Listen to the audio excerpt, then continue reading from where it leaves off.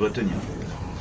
Et donc là, on va tenir dans les jours à venir et évidemment la clé c'est l'urgence, donc résister. Il faut rester unis dans ce moment-là. Il faut rester unis, c'est la priorité. On aura à faire le retour d'expérience de tout ça, mais on le fera en bon ordre et au bon moment. Je dis parce que c'est normal, on vit dans un monde où tout se passe en même temps, où il y a les réseaux sociaux, où tout le monde parle en même temps. Je préfère être clair, tout le monde est déployé, on doit tous être derrière vous, on doit tous être derrière les combattants du feu, ceux qui protègent, les soignants, les bénévoles. Le temps viendra des retours d'expérience, mais on ne fait pas le retour d'expérience en plein milieu de la bataille. On reste unis et on se bat pour gagner la bataille. Partout elle est à mener. Comment ne rien dire en 45 secondes? Le technocrate Macron à l'œuvre lundi. Parti dans sa nouvelle bataille après le Covid, la guerre en Ukraine, il a désormais un nouveau joujou avec les incendies. L'appel à l'unité a bon dos quand on mesure la responsabilité de ces deux quinquennats dans le manque de moyens alloués aux pompiers. Emmanuel Macron entend ainsi se placer au cœur de la mobilisation nationale au risque de ne pas toujours faire mouche quand ses équipes n'ont pas tâté le terrain en amont comme à Bordeaux où l'accueil a été glacial. Merci beaucoup.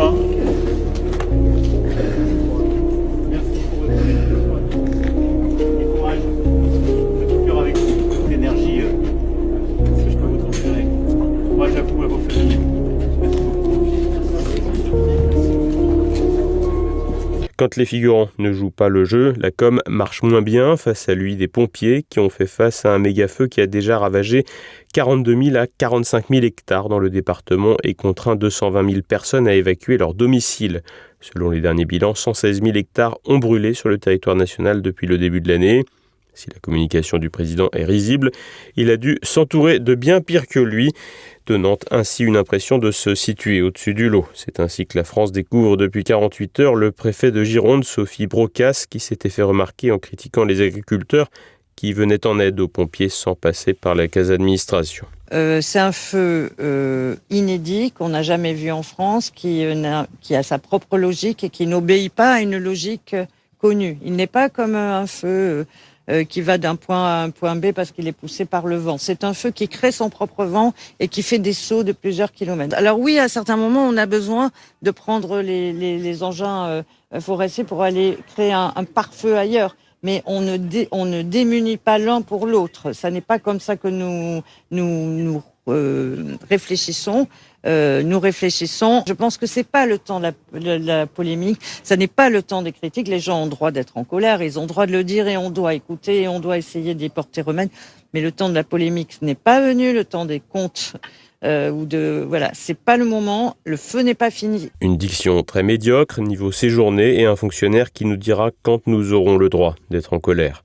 Le président, lui, rejoue la même carte que pour le Covid en mettant en avant l'aspect exceptionnel des feux et jouant la carte de l'humilité. Vous savez, il faut avoir beaucoup d'humilité. Ce qu'on vit est très atypique. D'abord, au moment où on se parle, je le disais, je pense que le contrôle du ministre, l'année dernière, on a eu 70 000 hectares de brûlés. C'est ça, Oui.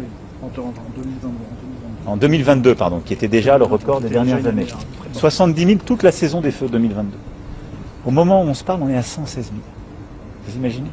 Donc l'année 2026, elle est extraordinaire, elle est atypique, complètement. Une situation extraordinaire et un exécutif pas préparé alors que Météo France prévoit une nouvelle vague de chaleur. Plus de 2750 sapeurs-pompiers, des renforts européens, 18 moyens aériens et 1500 militaires sont mobilisés.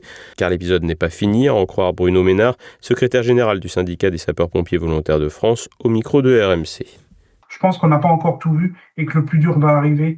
Le mois d'août va être catastrophique, c'est une certitude. Un mois d'août qui sera catastrophique. Peut-être que cela nous épargnera au moins de voir le chef de l'État se pavaner en jet ski entre deux sommets bidons sur le climat. Parallèlement à la catastrophe pour les Français et pour nos forêts, c'est l'aspect économique qui inquiète. L'exécutif a activé des mesures d'urgence. À Bercy, le gouvernement a annoncé des dispositifs exceptionnels pour les sinistrés et les entreprises.